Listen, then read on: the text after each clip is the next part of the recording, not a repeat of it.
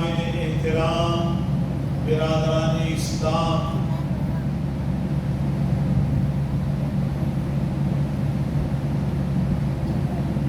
ہجری سن کے لحاظ سے اب نیا سال 1445 ہجری شروع ہو چکا ہے، جس کی آج 9 تاریخ ہے، یعنی 9 محرم الحرام، اور اس ماہ محرم کی 10 تاریخ کو تاریخ اسلام کا ایک ایسا کرمناک، دردناک اور المناک واقعہ ہوا کہ اتنے 100 سال گزرنے کے بعد بھی اہل درد اور اہل محبت لوگوں کی آنکھیں اشک بہا رہی ہیں۔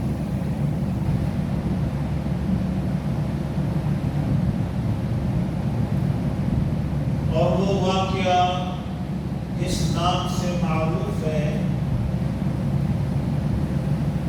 وہ واقعہ کربلا، جس میدان میں خاندان مصطفیٰ نے اللہ کی محبت میں اور اللہ کے رسول کے دین کی سربلندی کے لیے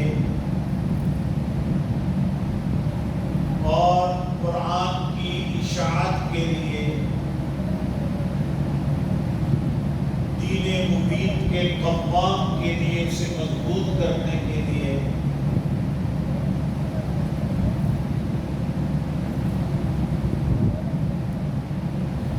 اور ہمیشہ ہمیشہ کے لیے آمریت کو ختم کرنے کے لیے اور ظالم حکمران کے سامنے کلمہ حق کہنے کا اس کربلا کے میدان میں پورا گھر قربان کر کے امت کو سبق دے دیا۔ بہت بڑی بے مثال قربانی ہے اور ایک عظیم درس ہے، مگر جس طرح ہم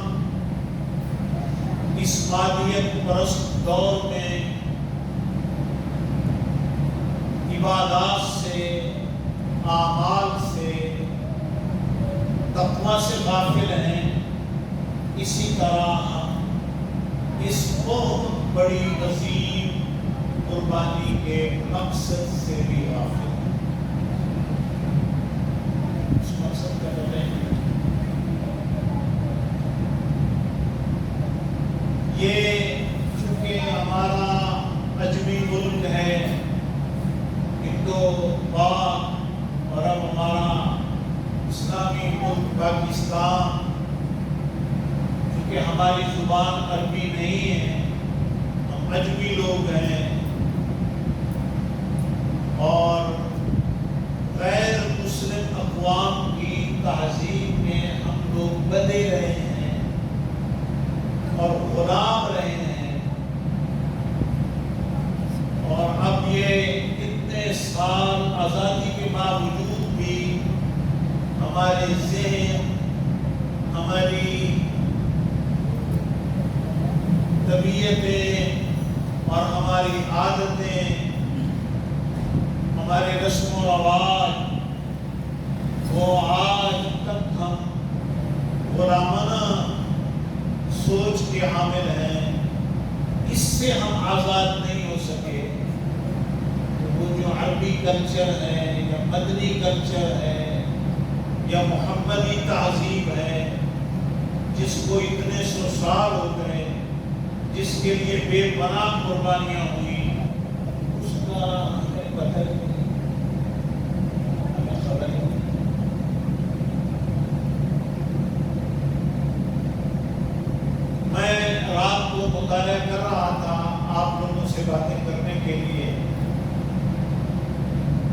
کئی باتیں ذہن میں آ رہی تھی. ایک پوری قوم، ایک تو قوم ہے جو لگی اسی طرح ہے کہ رو پیٹو، اس سے باہر نہیں. وہ امام پاک کی قربانی کا حق اس طرح ادا کرنا ہے.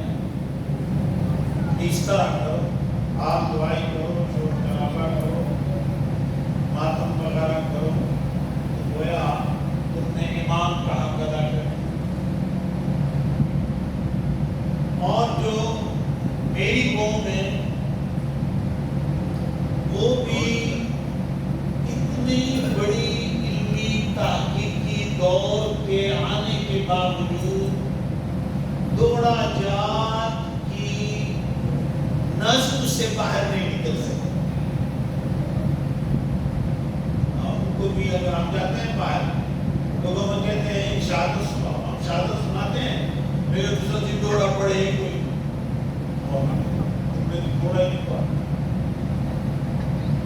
تو ہماری قوم بھی یعنی شہادت کو نظم کی صورت میں، دوڑا جات کی صورت میں سمجھتی ہے کہ جس میں جھوٹ ہو، ملاوٹ ہو، تک بندی ہو، شعروں کی ایک ردیف ہو، بس اس ردیف کے چکر میں کوئی ہمیں رلائے تو پھر تو وہ شہادت ہے. اگر تم نے صحیح واقعات اور صحیح کیفیت قوم تک پہنچاؤ تو وہ اسے شہادت ہی نہیں سکتے. یہ قوم کا کیا ہے. میں اگلے دن ادھر ایک جگہ پر بات کر رہا تھا اور میں نے یہ جملے کہے کہ 1445 ہجری آ گئی، تقریباً اس واقعہ کو گزرے ہوئے 1385 سال ہو گئے. 1385 سال ہو گئے اور قوم رو پیٹ رہی ہے. اس سے یزید کا کیا نقصان ہوا؟ اس کا کیا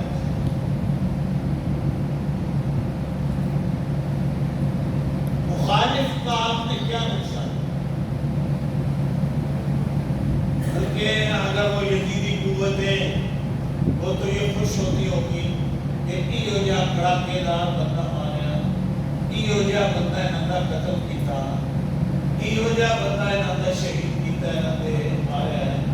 یہ 1400 سال ہو گئے نہ بیچارہ رومن زمان کا شہیاد نہیں. ظاہر تو خوش ہو رہا ہے. اس میں کیا ہے؟ امام پاک کو کیا خراج تحسین پیش کر رہے ہیں؟ امام پاک کی قربانی کا اثر ہم قوم کیا لے رہے ہیں؟ ان کے پیغام کا اثر ہمارے اندر کیا ہے؟ ان کی دعوت کیا تھی؟ وہ قوم کو کیا سمجھانا چاہتے تھے؟ وہ قوم کو کیا پیغام دینا چاہتے تھے؟ کیا آج تک پوری قوم نے کبھی اس بات پر غور کیا کہ وہ کیا کر؟ ان کو اولاد پیاری نہیں تھی، ان کو خاندان پیارا نہیں تھا، سخت دل تھے،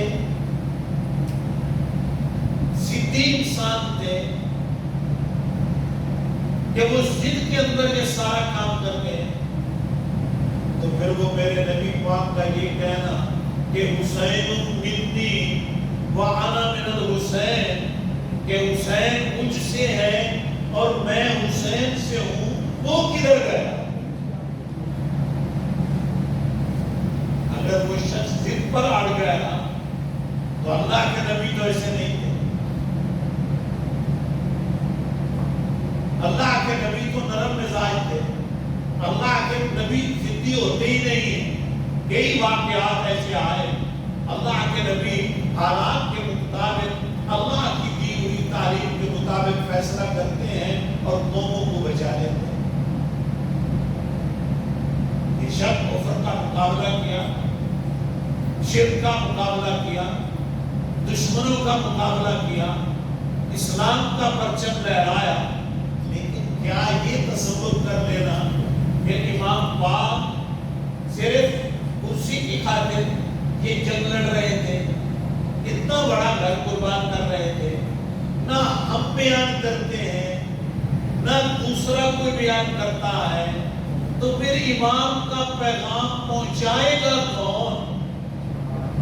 اور یہ ارمان اس کا کون بتائے کہ امام نے کیا کیا، امام نے یہ کیوں کیا؟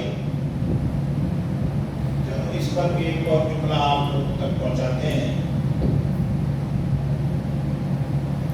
یہ موجودہ حال دعائی کے اندر دو راز تو ہیں۔ مثلا کوفے والوں نے امام پاک کو، عراق والے جو تھے، عراق اور بالخصوص کوفہ والے، ان لوگوں نے امام حسین کو دعوت دی، رکے کہ ہم یزید کی بیعت قبول نہیں کرتے، ہم اس کو اس کا عیب نہیں سمجھتے، آپ تشریف لائیں، ہماری قیادت کریں، ہم آپ کو امام مانتے ہیں، ہم آپ کے حکم پر جانے قربان کرتے ہیں، یہ بندہ عیب نہیں ہے، آپ ہمارے پاس آئیں۔ وہ رکے، چلتے رہے، آتے رہے، بالآخر امام پاک نے 8 ذوالحج مکہ شریف سے ان کے پاس جانے کا پروگرام بنایا، ارادہ کیا کہ ہم ان کے پاس جاتے ہیں، ان کے حالات کا جائزہ لیتے ہیں، پھر اس کے بعد اپنی دعوت اور پیغام دیں گے کہ ہم کیا چاہتے ہیں، ہمارا ارادہ کیا ہے، ہماری منشا کیا ہے۔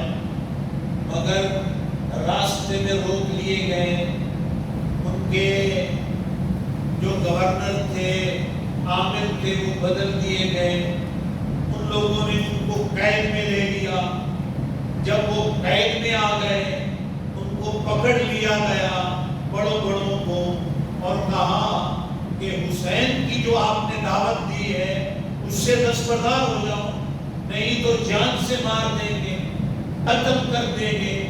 چند کو قتل کر دیا گیا، مار دیا گیا، عبرت کا نشان بنایا گیا، نمونہ بنایا گیا۔ تو پھر اس کے بعد وہ کوفہ والے سہم گئے، دعوتیں یاد نہ رہی، خطوط یاد نہ رہے، رکے یاد نہ رہے، حق کی علمبرداری یاد نہ رہی، اور امام پاک کی معاملت کرنے کی بجائے اس کے مقابلے میں وہ ظالم لشکر کی امداد کرنے کے لیے کھڑے ہو گئے۔ اب اگر اس بات پر وہ ساری عمر روئیں تو ان کے لیے تو جائے،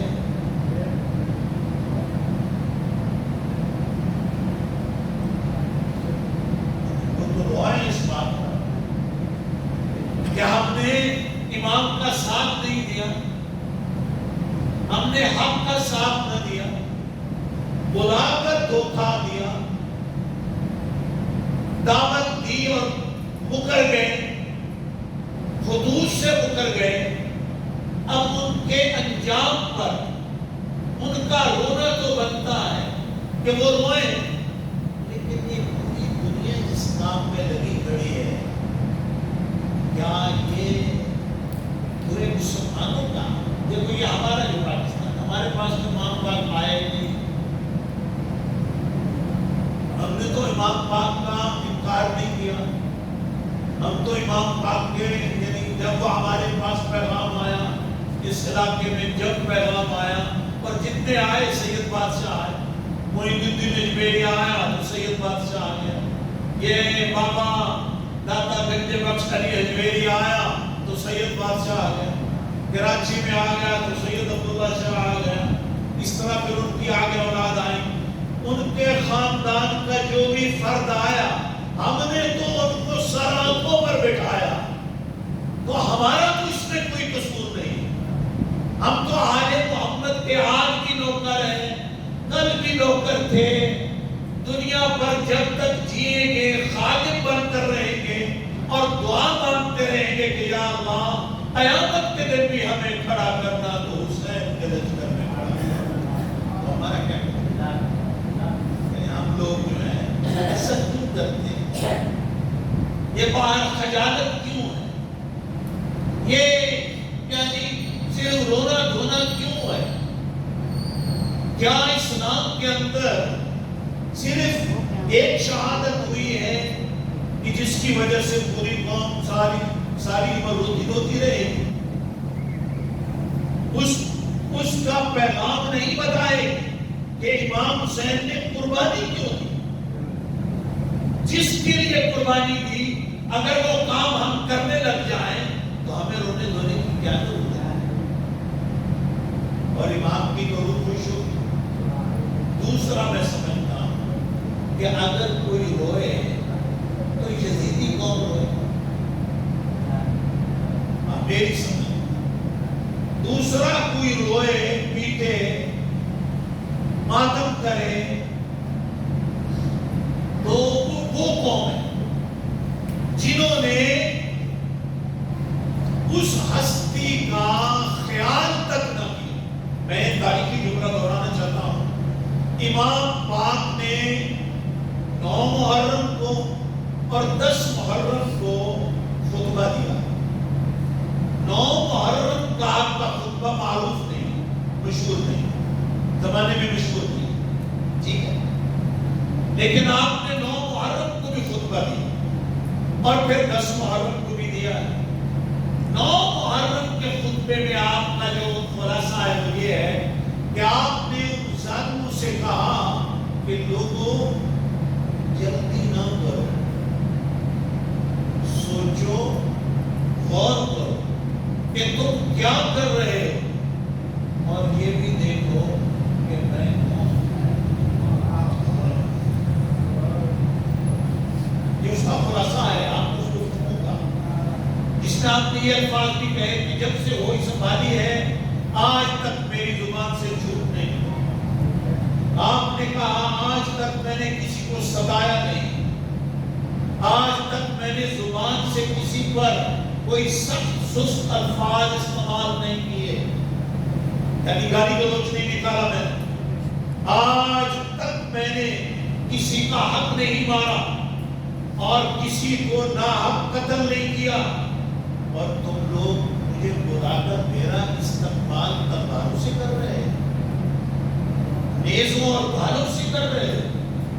میرا استقبال کا حق یہ ہے۔ اور پھر غور فرماؤ نا، عرصہ کتنا گزر گیا، یہ ہمارے پاس جو سالات آئے ہیں یہ 1200 سال کے بعد، 1000 سال کے بعد، 1300 سال کے بعد آئے، اور یہ قوم تو قدموں میں پڑی ہے۔ اور وہ قوم جب یہ واقعہ پیش ہو رہا ہے، ہمارے نبی محترم صلی اللہ علیہ وسلم کو دنیا سے جائے ہوئے 50 سال ہوئے۔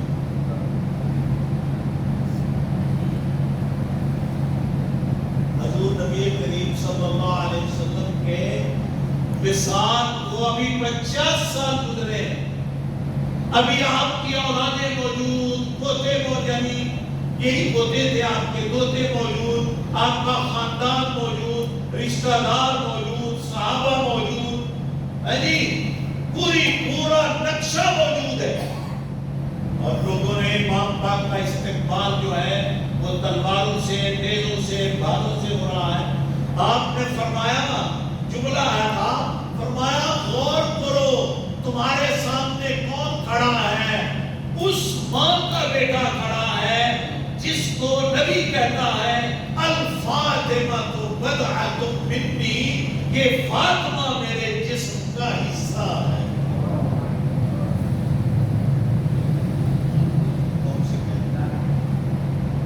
میرے جسم کا ٹکڑا ہے، الفاطمہ بضعۃ منی، فاطمہ کو مجھ سے الگ نہ جانو، یہ میرے جسم کا حصہ ہے، ٹکڑا ہے۔ تو کہا میں اس کا بیٹا ہوں، اور تمہیں کیا ہو گیا ہے کہ میرے سامنے تم نہروں پر اور دریاؤں پر پہرے لگا کر تلواروں سے میری ضیافت کر رہے ہو؟ میں اس بیوی کا شہزادہ ہوں۔ پھر آپ نے فرمایا کیا آپ سے کوئی شخص میری اس بات کا انکار کرتا ہے، یہ کس کے لیے میرے رسول نے فرمایا کہ جو ساری جنتی عورتیں ہیں اس کی سردار کون ہے؟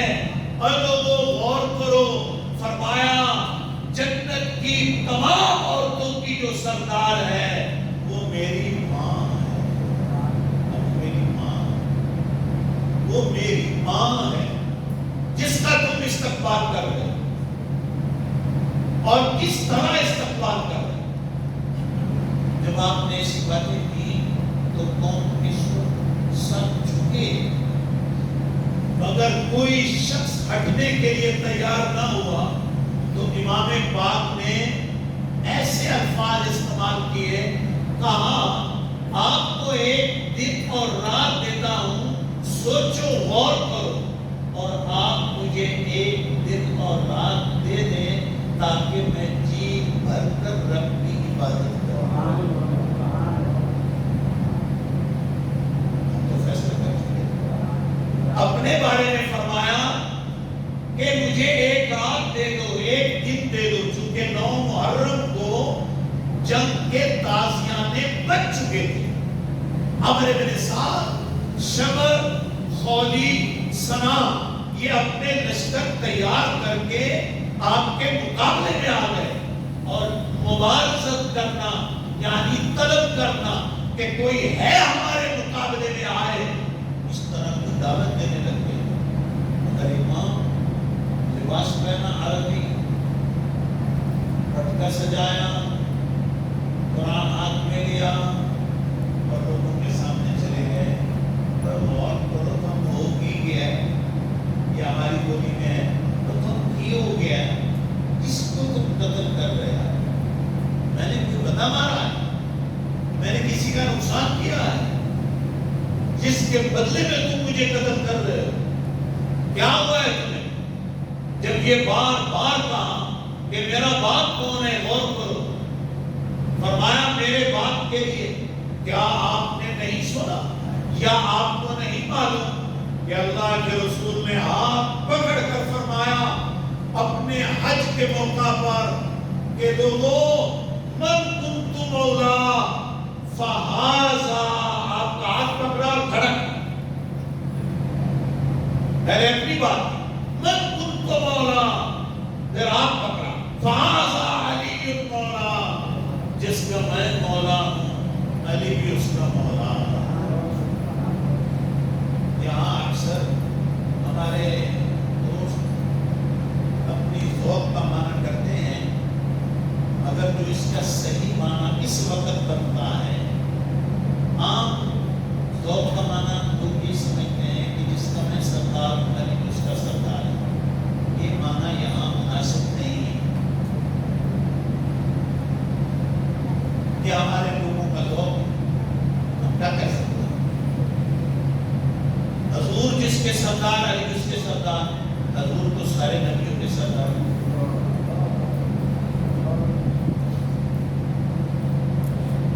تو علی تو سارے نبیوں کا سردار ہے۔ میرے اور آپ کے آقا تو 1,24,000 کم و بیش صحیح تعداد اللہ جانتا ہے، ان سب کے سردار ہیں، سب کے پیشوا ہیں۔ یہ نبی کی شان ہے، یہ محمد صلی اللہ علیہ وسلم کی شان ہے، یہ علی کا مقام نہیں ہے۔ کوئی غیر نبی کسی نبی پر بھی فضیلت نہیں رکھتا۔ اب یہ معنی تو فٹ نہیں ہوتا، تو اب معنی کیا بنے گا اس کا؟ یہاں اس کی اگلے حدیث شریف میں جو جملے ہیں نا، اس میں اس کی وضاحت کی۔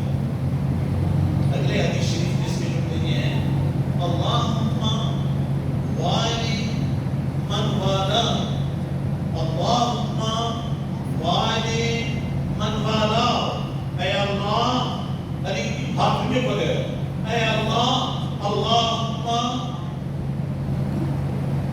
اس علی سے جو محبت رکھے تو بھی اس سے محبت رکھ، والی اس سے جو محبت کرے، من والا اس سے جو محبت کرے تو بھی اس سے محبت کر۔ وعاد من عاداه، اور جو اس سے بغض رکھے تو بھی اس سے دشمنی رکھ. تو اس یعنی مولا کا ترجمہ مفہوم حدیث کے اگلے جملوں نے کر دیا ہے. حضور یہ فرما رہے ہیں من کنت مولا ہو، جو میری محبت کا دم بھرتا ہے، جو یہ کہتا ہے کہ میں محمد محبوب ہے، میں اس سے پیار کرتا ہوں، وہ میرے محبوب ہیں، میرے مولا ہیں، میرے دوست ہیں. جو میرے ساتھ محبت کا دعویٰ کرتا ہے اس پر لازم ہے کہ وہ علی سے بھی محبت کرے.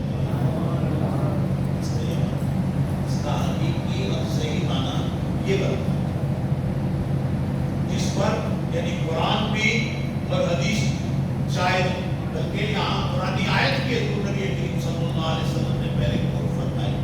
آپ نے فرمایا لوگوں سے مخاطب کر کے فرمایا الست اولا بالمؤمنین من انفسہم. مخاطب کیا اپنی قوم کو اور فرمایا کیا میں ایمان والوں کو ان کی جان سے زیادہ محبوب نہیں ہوں؟ کیا میں ایمان والوں کو ان کی جان سے زیادہ محبوب نہیں ہوں؟ الا تو پھر سنو، کیا میں ان کی جان سے زیادہ محبوب نہیں ہوں؟ تو پھر سنو، من کنت مولا ہو فہذا علی مولا. تو جس کا میں محبوب ہوں علی بھی اس کا محبوب ہے. فرمایا یہ محبت کا پھر یہی تقاضا ہے جو تم میرے ساتھ کر رہے ہو. چھوٹے چھوٹے بچوں پر پانی بند کر دیا کئی دن سے اور میرے لیے تلواریں لے کر کھڑے ہو گئے. کیا اس خاندان مصطفیٰ سے محبت کا یہی تقاضا ہے؟ آپ نے اس خطبے میں ایک اور حدیث شریف بھی کوٹ فرمائی. آپ نے فرمایا کیا اللہ کے رسول نے یہ نہیں فرمایا انی تارک فیکم الثقلین، کہہ لوگو میں تمہارے اندر دو عظیم عظمت والی چیزیں چھوڑ رہا ہوں. دو چیزیں بتاتا ہوں لیکن اس کے بارے میں فرمایا فاستمسکوا، ان کو مضبوطی سے پکڑنا، مضبوطی سے. دو چیزیں میں چھوڑ رہا. اللہ کے نبی آخری نبی صلی اللہ علیہ وسلم اپنے خطبات میں فرما رہے ہیں کہ میں دو چیزیں، اے میری قوم، اے لوگوں، میں دو چیزیں چھوڑ رہا ہوں. تمہارے اندر اگر تم اس کو پکڑ کر رکھو گے، مضبوط رکھو گے، اور فرمایا یہ دونوں چیزیں کبھی لن یتفرقا، فرمایا یہ دو چیزیں کبھی آپس میں جدا نہیں ہوں گی. ہر کس یعنی اللہ کے نبی نے اس پر عربی قاعدے کے مطابق ایک زبردست لفظ استعمال کیا. ہر کس کبھی ان میں تفریق نہیں ہوگی، یہ الگ نہیں ہوں گے، اور حوض کوثر پر بھی یہ دونوں مجھے اکٹھے ملیں گے. اب میں وہ دو چیز بتا دیتا ہوں کیونکہ اب میں نے وہ چیز بیان کر دی کہ جو کبھی جدا نہیں ہوگی، ہمیشہ اکٹھی رہے گی. اور جب قیامت کا دن ہوگا تو دونوں چیزیں میرے پاس ہی اکٹھی ہو کر آئیں گی. وہ کیا ہے؟ ایک میرے نبی نے فرمایا کتاب اللہ، دوسرا فرمایا باقی طرح تھی. ایک اللہ کی کتاب چھوڑ رہا ہوں، ایک میں اپنا خاندان چھوڑ رہا ہوں. اس کو ہم آل بیت بھی آتے تھے، آل محمد بھی آتے ہیں. یہ اطرت کا لفظ کے طرف میں اطرت میں. اور اگلی حدیث سے اگلے جملے میں یہ لفظ آ بھی گیا. آپ نے 3 مرتبہ میں فرمایا اذکرکم اللہ، اذکرکم اللہ فی اہل بیتی، اذکرکم اللہ فی اہل بیتی. کیا ہو گیا اس کا؟ کے خیر خواہ، اس دور میں بھی یزید کی بچت کے ترلے، اللہ کے نبی کے الفاظوں کی تاکید کا خیال نہیں ہے. اذکرکم سلاسن، 3 مرتبہ حضور فرمائے اذکرکم، میں تمہیں یاد دلاتا ہوں، میں تمہیں یعنی ہماری بولی میں چیٹ کرتا ہوں، میں تاکید کرتا ہوں، میں تمہیں یاد کراتا ہوں. اذکرکم اللہ، اللہ تمہیں یاد دلاتا ہے. اذکرکم اللہ. حضور کیا؟ فی اہل بیتی، میری اہل بیت کا خیال کر،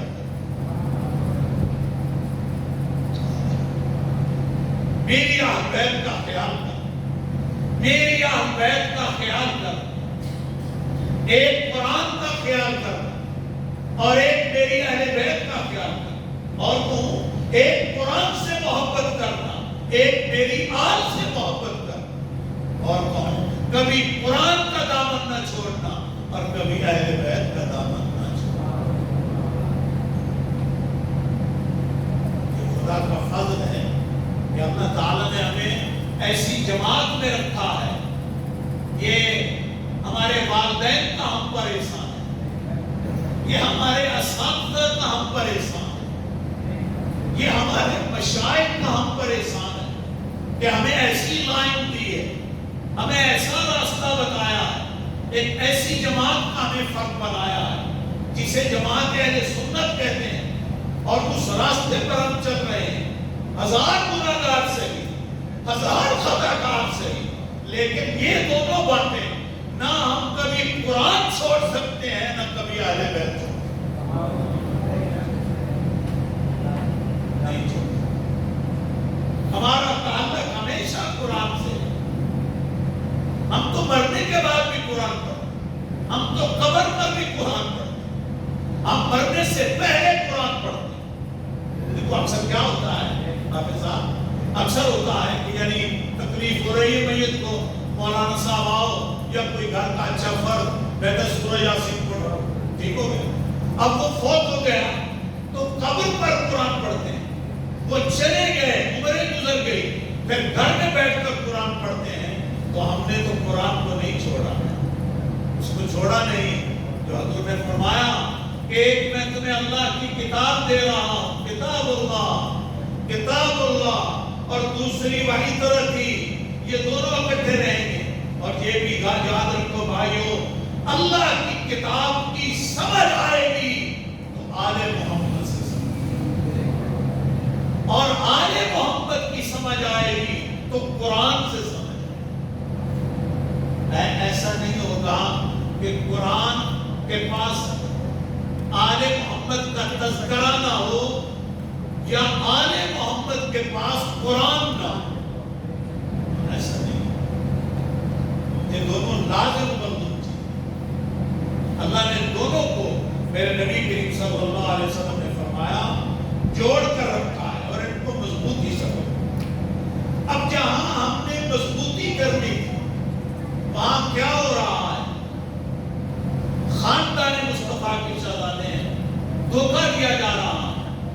میں نے جس جملے پر بیٹھا تھا، میں نے جتنا واقعہ کربلا کو دہرایا ہے، جتنا واقعہ کربلا پڑھا ہے، بار بار پڑھا ہے، ہر سال دہرائی کرتے ہیں، پڑھتے ہیں، مطالعہ کرتے ہیں، ہر سال نیا سے نیا سبق تلاش کرنے کی کوشش کرتے ہیں، اس میں محنت کرتے ہیں کہ امام پاک کیا سبق دے رہے ہیں. مگر میں یہ دونوں جملے ذمہ داری سے کہہ رہا ہوں. واقعہ کربلا کے بعد رونا پیٹنا اگر تاریخ میں نظر آتا ہے تو یا کوفہ میں نظر آتا ہے یا یزید کے گھر میں نظر آتا ہے. ذمہ داری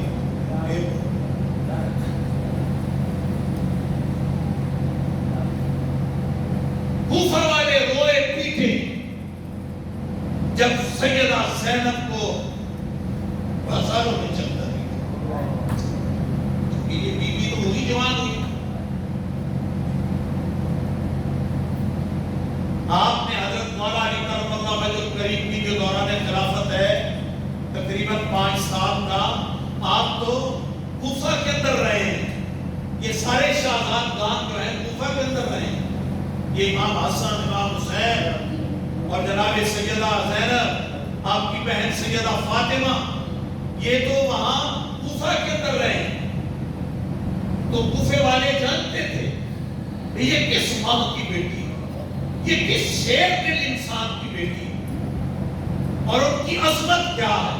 جن کے در سے قرآن سیکھا، جن کے در سے اسلام سیکھا، جن کے در سے ایمان ملا، جن کے در سے قرآن ملا، جن کے در سے رحمان کا پتہ چلا، اور آج تک انہیں استاد مانا.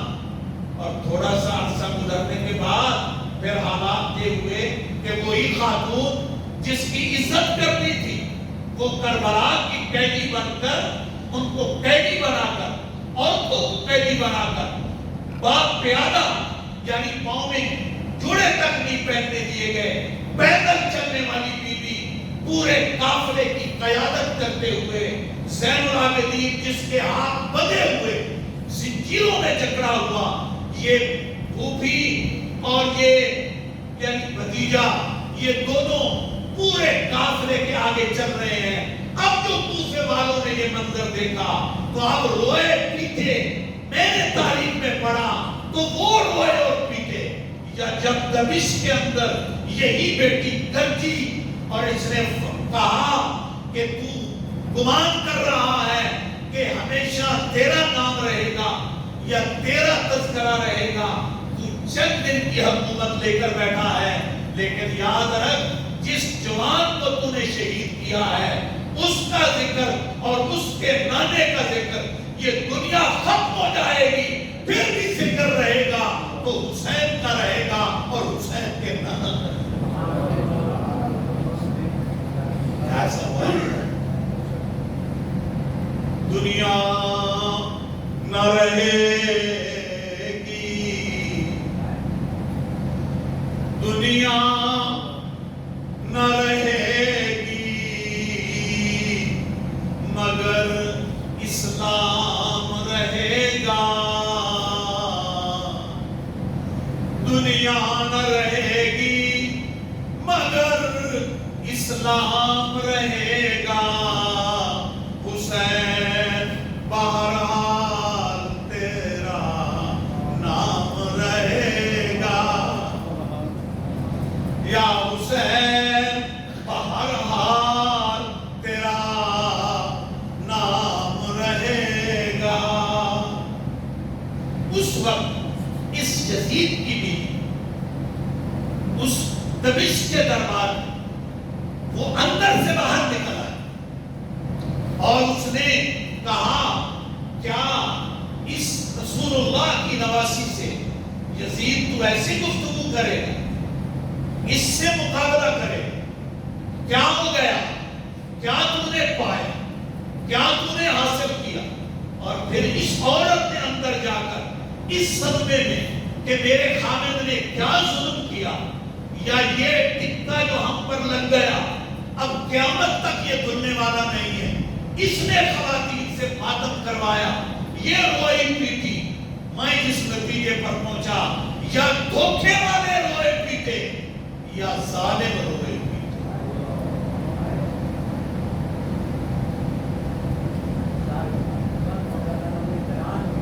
میں ذمہ داری سے جملے کہہ رہا ہوں، میں بڑا نرم مزاج آدمی، میں کسی کی نہیں کرنا چاہتا دل شکنی، لیکن جہاں حالات جا رہے ہیں، جس قسم کا ماحول جا رہا ہے، نہ کوئی صحیح معنی میں امام حسین سے محبت کرنے والا ہے، نہ کوئی یزید سے نفرت کرنے والا ہے. یہ ایسا دور آ گیا محبت کرنے والے بھی فارغ اور نفرت کرنے والے آج یزید کی وکالت کر رہے ہیں جس کی وکالت اس کا بیٹا ہی نہیں کرتا. تمہاری بیٹا سب سے بڑا تو بیٹا ہے.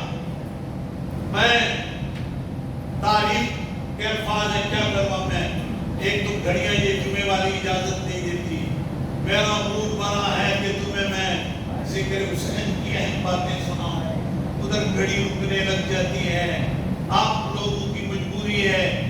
بھائیو میں ایک کو جملے عرض کرنا چاہتا ہوں.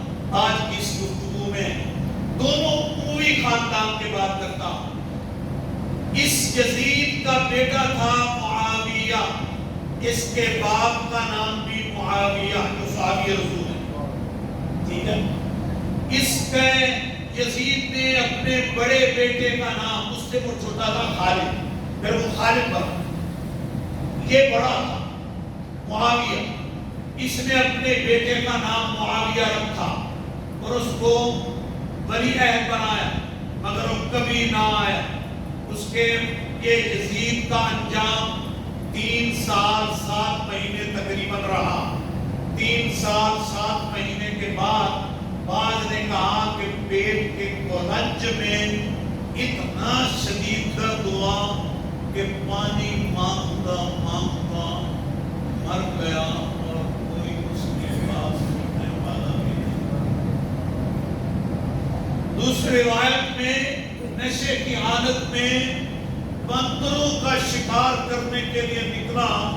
گھوڑا اتنا اس کے قابو سے باہر ہوا کہ یہ شخص گھوڑے سے گرا اس طرز میں. بڑا بے نیاز شاہ صاحب، یہ گھوڑے سے شراب کے نشے میں تھا، یہ گرا اور ایسا گرا کہ یہ ہمارا اس کو کہتے ہیں ہم اردو میں ہماری بولی میں منکا. ٹھیک ہے، ٹھیک ہے. یہ گردن کا جو منکا ہے وہ ٹوٹ گیا اور مر گیا. یہ بھی گرا گھوڑے سے اور حسین بھی گرا. ذرا گرنے کا فرق دیکھو.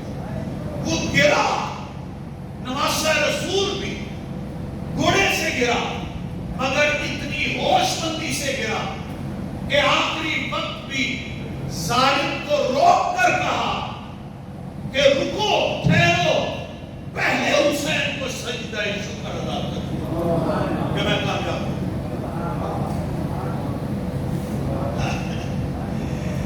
پھر وہ گرے گھوڑے پر. انہوں نے بتایا. اب اس نے چونکہ سمجھا کہ میں نے کوئی بڑا کام کیا، اللہ بے نیاز ہے. اللہ نے جنگل میں اسے ایسا گرایا کہ اس کو ہوش تک نہ رہا. لوگ کہتے ہیں توبہ کر گیا ہوگا، اس کو تو توبہ کرنے کی رب نے توفیق ہی نہیں دی. ظالم ہو آل محمد کا، قاتل ہو امام حسین کا، خدا اس کو توبہ کی توفیق عطا فرمائے. لوگوں کا یہ آخری وکالت نامہ ہے کہ شاید اس نے توبہ کر لی. یہ شہد کے چکر میں پڑے. اس کی تاریخ تو پڑھو کہ مرتے وقت وہ نشے کی حالت میں ہے، شراب میں دھت ہے، بندروں کا وہ شکار کر رہا ہے اور گھوڑے سے گرتا ہے ساتھ میں کہ بس ختم ہو گیا. اللہ نے ایک جھٹکے میں اس کو نکال دیا اپنی سب سے. ایسا مارا کہ اس کو توبہ کرنے کی توفیق ملی. اب وہ بیٹا جو اس کے بعد اس کو پکڑ کر لائے اور کہا جناب یہ تخت آپ کے لیے ہے، مگر اس کی کیا بات ہے، اللہ اس پر رحم فرمائے. مجھ نے کہا اس کو تم تک سمجھتے ہو جس کو آل محمد کے خون سے سینچا گیا ہو، جس عمارت کو اور جس عمارت کو، یعنی وہ عمارت ہوتا تھا نا، مال پڑا کہا اس عمارت کو تو علی اس عمارت کی تو جس عمارت کی علی اکبر کا خون رس رہا، یہاں تو علی اصغر کا خون رس رہا ہے، یہاں قاسم کا خون رس رہا ہے، آل محمد کا خون رس رہا ہے. تم مجھے کہتے اس پر بیٹھو، میں تو اس محل پر بھی اور ان محل والوں پر لعنت بھیجتا ہوں. مجھے ایسی بادشاہت کی کوئی ضرورت نہیں ہے جس میں میں آل محمد کا باغی رہتا. 6 مہینے کمرے میں جا کر پڑ گیا. کیونکہ زندہ تھا، کوئی اور بنا نہیں، اس کی زندگی میں کوئی آیا نہ. 6 مہینے کے بعد ڈاکٹر صاحب اس کے بیٹے کا جنازہ نکلا. وہ منہ دکھانے کے لیے باہر نہیں نکلا. اس نے کہا میرے باپ کا وہ کرتوت اور وہ خرابی ہے کہ میں باہر منہ دکھانے کے قابل نہیں رہا. تو بیٹا تو وکیل نہ بنا. آج کے لوگ وکیل بن گئے، آج کے لوگ وکالت کر رہے ہیں. ایک اور مووی خاندان ٹائم نہیں اجازت دے رہا، مہلت دے رہا. بڑا مشہور بادشاہ ہے، بڑا مشہور بادشاہ. یہ میں نے اس کی بات، عمر بن عبدالعزیز، یہ اموی خاندان ہے، یہ آخری اموی خاندان میں آئے، آخری عمر بن عبدالعزیز. اب یہ عمر بن عبدالعزیز بیٹھا ہے اپنے دارالخلافہ میں. کسی شخص نے کہا کہ جناب کوئی امیر المومنین یزید کا بھی احوال سنائیے. کیا کہا؟ کسی چمچے نے کہا کہ جناب امیر المومنین یزید کا بھی کوئی احوال سنائیے. تو اس کا رنگ بدل گیا اور کہا تو حسین کے قاتل کو امیر المومنین کہتا ہے. وہ ظالم، وہ کہا اس کو باہر نکالو، میرے دربار سے باہر نکالو اور اس پر 20 درے لگاؤ، اس کے پشت پر 20 درے لگاؤ، اس بکواس پر، تاکہ آئندہ کوئی میرے دور میں، میرے سامنے تو درکنار، میرے دور میرے زمانے میں کوئی یزید کے بارے میں امیر المومنین کا لفظ استعمال نہ کر سکے. وہ آل محمد کا قاتل تھا، ظالم تھا، لعنت کا مستحق تھا. اس کو یہ امیر المومنین کہہ رہا ہے، یہ اس کے گھر کا بندہ ہے. وہ گھر کے بندے تو وکالت کرنے ہی رہے.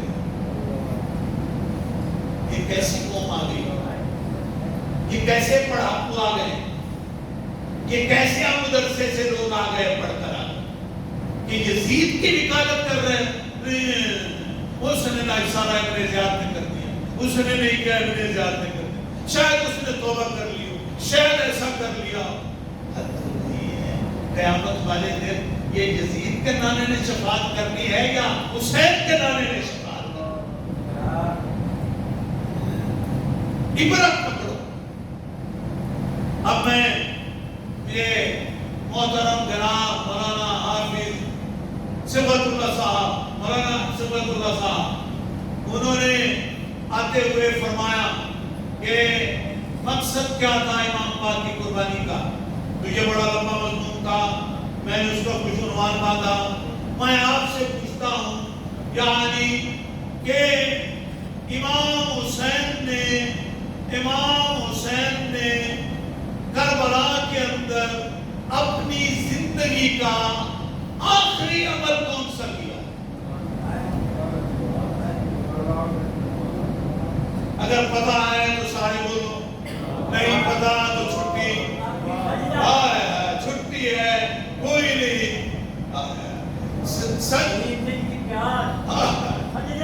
سجدے میں سر،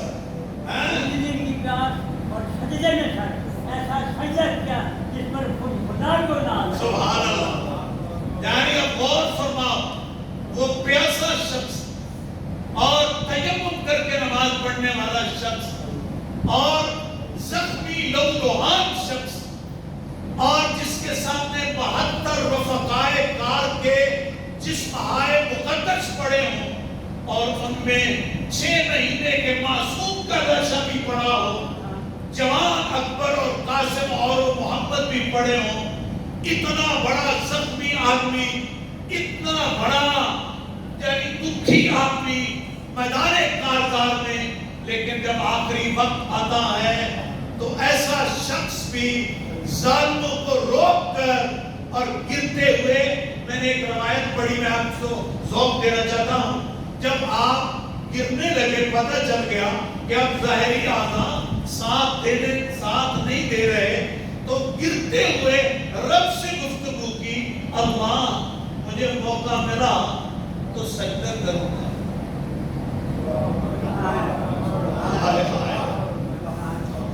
موقع ملا تو سجدہ کروں گا، اگر نہ ملا تو گرتے ہوئے جو سر جھکایا نا ایسے، کہا میرے مالک اگر موقع نہ ملا تو یہ میرا سر جھکانا آخری سجدہ تسلیم کر. اس کی تربیت پر جناب سیدہ کو ناز ہے. اس کی تربیت پر جناب سیدہ کو ناز ہے. اس کی ہمت پر علی المرتضیٰ کو ناز ہے، اس نواسے پر محمد مصطفیٰ کو ناز ہے۔ سجدے لاکھوں نے کیے، اس کا نیا انداز ہے۔ اس نے وہ سجدہ کیا جس پر خود خدا کو ناز ہے۔ اس نے وہ سجدہ کیا، اس نے وہ سجدہ کیا